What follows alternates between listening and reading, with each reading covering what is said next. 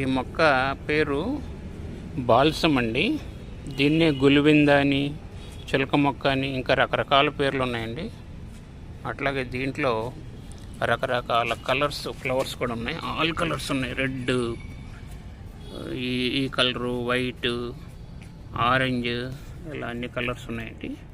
ఇవి విత్తనాలు అన్నమాట. దీంట్లో విత్తనాలు ఉంటాయి కాయల్లో. వాటిని మనం ఇప్పుడు తీసి నెక్స్ట్ ఇయర్ కోసం అని చెప్పి దాచుకుందామండి. ఇప్పుడు తీస్తాను ఈ కాయలన్నీ. ఏంటంటే పట్టుకోగానే విడిపోతాయండి, విచ్చుకుంటాయి. దీంట్లో విత్తనాలు ఉన్నాయి అవన్నీ కూడా.